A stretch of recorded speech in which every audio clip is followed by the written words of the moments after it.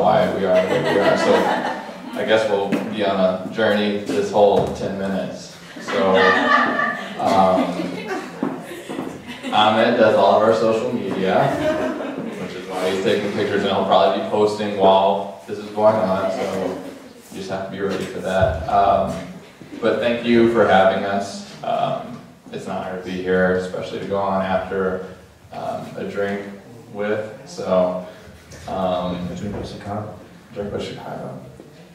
Well Suited is a men's lifestyle platform, fashion focused. That's kind of what it was born out of. We were at Fashion Week 2 seasons ago and last week, and it is the greatest party on earth. Turn down. It is the greatest party on earth, and it's also a huge eye-opener just every time you go, because you see so much. It's not just fashion creativity, it's creativity as a whole, and you see work that has to be done on timelines and deadlines, and you see how it works. You see how it works from the raw material to the runway, and it's a very inspiring process. And so we kind of sought to not encapsulate or put that process in a box, but kind of expand on it, honestly, with Well Suited and just from a men's lifestyle perspective. So I guess first, fashion for us is more of it's a process. So it is neither black or white, it is always gray. You can always, it's a personal journey, so your fashion will evolve from day to day based on your mood, based on who you're meeting, based on if you're speaking, and felt like you should turn down. So we approached it in that way, and so we started out with Well Suited, and we were trying to approach every facet of men's lifestyle, which is a lot. You think about getting dressed in the morning, you're like, well, it was easy yesterday, but today, you have an interview and things start to get a little bit more complex. And so we were trying to address everything that goes into that, from wellness, staying in shape to be able to fit in the suit, to what suit you were going to wear, to that evening. How to wear the suit. Yeah, how to wear the suit, to that evening, going casual for a date or what have you. So there are just a lot of things that you can do in men's lifestyle. So it was our biggest challenge is to understand where we have to go with it, because we think that the market is definitely there, and there's some important things to be said, but we have to kind of hone in on what that platform is going to look like in the future. So we're rolling out some different programming. After this last fashion week, we've sat down and kind of hammered out where we need to go, where we need to be in 3 months, 5 months, a year. And like, a drink with said, Hillary, monetizing is great, but first you have to get your platform down pat. You have to understand what it is that you're about and what you're selling, in a sense, to the consumer, because we're all consumers, especially if you think about social media, if you think about why you're on Instagram, why you're following so-and-so, you're consuming what they are selling every day. You're consuming that post, you're consuming that hashtag. And so for me, it's a lot about not getting caught up in how many details there are, but just slowly approaching every detail, with just as much consideration as possible without getting stuck. I get stuck all the time. Well, not really. I'm more of a creative. In the creative sense, I branch out easy. Like, we can have a conversation and be like, oh, let's do this, let's do that, and this is going to happen, and somehow out of that, like 30 ideas might just pop out of that, and he's like, but hold on, that has nothing to do with what we just did. So like, he has to pull me in sometimes too, so that's where he comes in. That's another thing with working with a partner. Working with a partner, you definitely have to understand push and pull. And that's been a process for us. It's been an easy process for us because, you know, we were friends before. You know, on some days, we aren't as good of friends, you know, because of, I'm taking notes and then he's spouting out about 30 ideas that have nothing to do with the point originally had. So I'm like, well, I got the first 5 things you said. He's like, well, you didn't get the 15th one? That was awesome. Like, well, obviously not that awesome because it's not on paper. So, you know, so again, it's just it's the process of partnership and growing with somebody and trying to figure something out.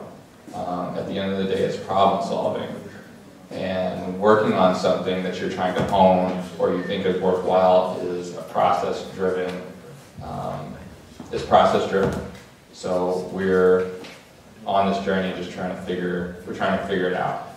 I think we have a good handle on what we're doing on the fashion side, but as a whole, there's just so much more to it that we're working on, and so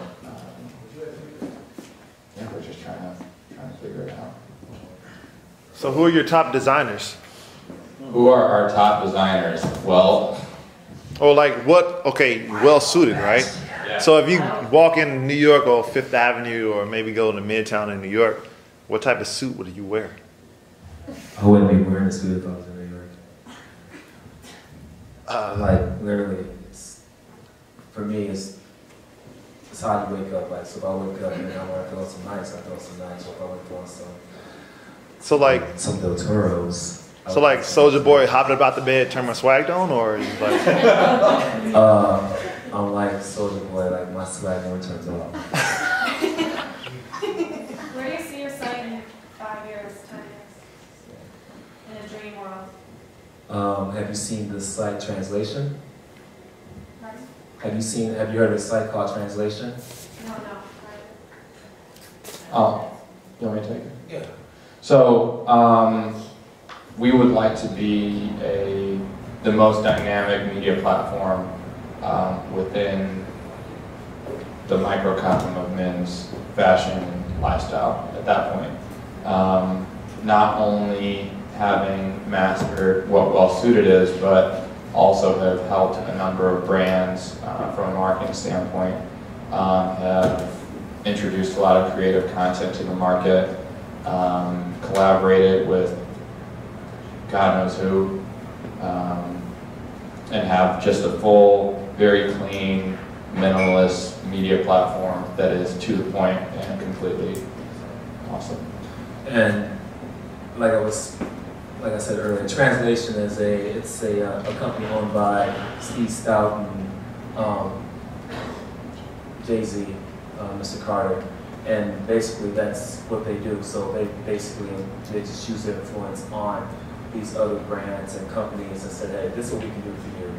Let us go ahead and show you how to advertise, how to market, how to make your brand a better brand, no matter what nationality, culture, or what you're trying to demographic you're headed for. So, and you look on their site, like the people they work with, but Anheuser-Busch, Target, McDonald's, and it's just like it's crazy. Taco Bell, it's like the major companies that they're working with, and you can tell when you see the commercials, like you hear the Rockefeller music in the background, so you like, yo, like they're getting paid twice, So like first you're paying me to do this commercial, and then you're paying me for this music. So, but basically, me personally, I would like to see it like that, as that's us being big enough to influence others to say, hey, let's use them because we know they have a market and they can tell these certain people, say, hey, let's do this, let's do that. It'll work for them, and hey, 9 times out of 10, people that talk to it actually be like, oh yeah, let's go jump in cool with no underline, because they said something. That's news to me, but I guess the short answer is in 5 years we'd like to be translation's biggest competitor. So how do you go about building awareness? It's got to be like one of the biggest challenges when you first kick something off. How have you guys done it so far? I don't know. How was Fashion Week? I mean, like, Fashion Week was okay. I feel like Fashion Week was okay for me because the Fashion Week before that and Fashion Week before that was just so awesome. Like, we were surrounded by everybody we knew, and it was just a party all the time. This time was like we were literally like running show to show, running show to show, and me personally, it wasn't as fun. It was more business-like this time for me. And awareness, go back to your question about awareness. I just think, it's all about networking, right? You just the certain people you meet, and then that you actually make face-to-face with, and you say, hey, how you doing? And then if they follow you on a certain platform or social media, I'll be like, oh, yeah, I know this guy, and oh yeah, I like what he did, or I don't like what he did. Regardless, they have some type of bond with you, and they like or unlike whatever, it shows up, and next thing you know, why are they following this guy or like this guy? It's networking times 10, right? I think networking and collaboration would be the best way to build awareness for us. So, there's a lot of men's websites out there. AskMen.com, they're very broad with their approach. I mean, health, fitness, wellness, fashion, dating advice. How are you going to differentiate yourself from some of the existing players in that market? Because I think they've gone shotgun, but how are you going to differentiate yourself? Top two. you know this shit. Yeah. Trust me. Perspective, because right now what social media allows is relatability. And so you have an opportunity through social media, through the site, to be more relatable than any other brand based on the content you curate and create. You have an opportunity to connect with your consumer a lot more than you have ever had in the past. And so for us, it's about doing our research on our demographic and better understanding them so we can better connect with them. Okay, that's a good answer. It's about being original also. You want to be as rich as possible. What The was lady your- in the back with the jacket. Ooh, she's hot. She's She hot. is hot. What was She's your guys' wondering like what- light I bulb wanted to drink moment with that that. led you to do it, like to team up and do it? Our first day of Fashion Week 2012, we were bumped into each other, and I said, hey, what's up? We just kind of hung out, and we're just seeing all these bloggers and all these photographers out there, and we're like, well, there's really nothing like that in Chicago. We should do something. And he's like, yeah, we should do something. So we just, you know how people say that, and you just kind of talk about it. And we get back, and I think it was like maybe that next week, I hit him with the name. Okay, so Well Suited. And he's like, huh? I was like, Well Suited, we should, that's when we name our blog. And he was like, all right. And then we just literally, I think we sort of kind of ran with it after that. You're not running at that point. Yeah, it was just like, I was tired of saying, let's do this, let's do that, let's do that. And me personally, and once we already had made that connection, I was like, you know what, it's nothing to it but to do it, right? So. Also, because you're so great at social media, what is, how do you do that? Like, how do you get 40,000 followers on Instagram? For people like us that have no clue. What are some social media, just basic tips that we can all apply? Opportunity to what For happened to Instagram, aside from just there's gotta be some tricks. I don't know if there. We I agree on that. personally wouldn't call them tricks. This is what me personally what I do. I respond to people. So this young lady right here, Jasmine, hits me up on social media, I don't know, whatever platform. She says, hi, how are you doing? I'll say, hey, I'm doing fine, sweetie, how are you doing? And then I'll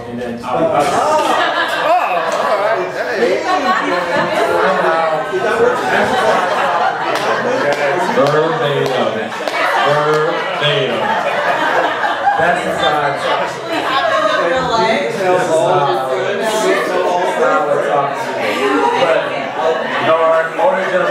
I went and called the city. I was like, how you doing? You know, so you want to build that relationship like right away. Like some people think that they're too big to say hi to somebody when like who are you to say you're better than the next person? Regardless, I don't care if you are the president of the United States. Still, these people have to vote to win, right? So like be respectful to others and others be respectful to you, and just try to be as sincere as possible. That's how I look at it. I try to be as sincere as possible. I would like for my personality to show through my social media. So like if I'm responding, I want you to be like, oh yeah, I can actually see him saying that or doing that. Like, I'm not out here posting pics of me in front of Bugattis and Ferraris and me with $50,000 watches on. Like that's not me. That's not what I rock. Not what I wear. I try to keep it as simple as possible and as humble and down to earth as possible because certain people respond to that, some people don't. But like for me, I'm just gonna be as true to myself and hopefully true to whoever's following me. So they're like, oh yeah, I know that's him. I know he's not joking. That's not him BSing me. So that's how I personally like to run my social media. I can't speak for everybody else, but yes. Individually, who's your favorite tailor? Michael Bastian. That's a tough one. I feel like I should practice this. Well, Jordan probably has like a list of 15. Because I see you more in suits all the time, and you're more casual, so. Yeah, that's only because.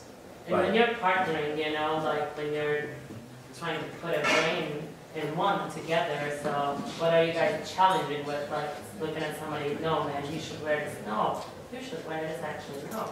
Like, are you guys ever falling to different places and the funny thing is we never just maybe once we probably discussed, and that's because we're gonna do a shoot that fell through, but we don't discuss like what the other person wears. It literally it just happens. I personally don't wear suits now just because I just know he's gonna put one on and there's no need for both of us wearing the suits, and I know I can always rock something casual, but there are suits in the closet. Don't get it twisted. My repertoire is. So then answer the question. Did she ask us about? No, I didn't answer the question. Oh, well, like I said, he has like a list of 15 people, probably that you probably would know not one name. I would know one name. He's serious. Sir, with the green polo shirt stripe, I know you had a hand up, and I want to make sure everybody knows. Oh, yeah, forget about it. Oh, no, like I said, this is me. I want to make sure everybody's question is answered. Definitely. I was wondering, since you guys are partners, and I know, partners about that is on those days that you guys become less of friends. Basically, how do you deal with those issues? Like, what if you have one idea, and he has one idea, and they don't collide? How do you decide on which idea to go with? Is there a process or? We compromise. A lot of people probably think I'm very stubborn and hard-headed and whatnot. And he might say so, but he knows that if I'm also very fair. If he says an idea and I say an idea and his idea is better than mine, I'd be like, oh yeah, you're right. Let's rock that. I have no problems of being the bigger person. I'm not saying he doesn't either, but just like saying, oh yeah, you have the better idea, let's rock with that. It sounds better. That's how I think you should work your partnership. That's how you work life, right? You should just be able to compromise and not, sometimes when you're working with somebody, you have to give. It has to be 50-50. So if you're not willing to do that, then you might as well not have a partner and just do your own thing. And I respect him enough as a human being to say, hey, you know what? I've never seen you, drop the ball, so to speak, that I'm gonna be like, nah, last time you did that, it didn't work out. Yo, keep giving him the ball till he does drop it. Then like, okay, it didn't work last time. Let's try what I want to do. So I have no problems doing that. And it's just not that serious. It's just not, like, when you're in an argument, or never an argument, when you're in a conversation about a specific topic or concept, or, you know, commercial or marketing materials, etc., it's just not that serious. So we know that we are good enough as a team that either one of the ideas that we come up with, if the other person says, all right, let's run with it, and we run with it, we're gonna run like the wind. So it's not that serious in terms of whose idea gets chosen, or how it gets chosen. We just choose it, and then you have to be 100% in and go with it. And for the record, we haven't had an argument yet. We don't have that argument. In front. Okay, This is not good. my question has more to do with practicality and relativity. Most guys I know don't dress like you guys, and most guys I know like don't. Had a good thing like But most guys I know like aren't able to go to fashion week or do things like that. But even if say they care about their appearance, and so I guess my question is kind of twofold. Does like kind of the blog and just what y'all do, does it apply to say like the common man? And if it doesn't, how does that affect who you market for, who you write for? I would like to say it's for the common man. Like, honestly, we're not writing for the designers, you know, because guess what, they know how they're dressing people, or the stylists. It's for the common man. Like, I want to be able to tell, you know, Joe, whatever, that hey, it's okay to, you know, rock a little color in your khakis or whatnot, or, you know, it's okay to do this, it's okay to do that. Like, I'd rather tell that person that than to tell, you know, Michael Bastian what outfit to rock. I agree. I think it's about being approachable for us and not writing, because I do most of the writing. It's not writing above the level. You know, don't do that. So for me, it's about being relatable again, to that man who doesn't know what the hell a 2-button is versus double breast versus a peak lapel versus a notch lapel, etc. So. I know we're over time, but basically, don't write your audience. Like, just don't need to do that. It's like, write to the common man, write to the common man. You're not writing, you know, an English term page, you know, so. Which I'm proud to do. Very much so.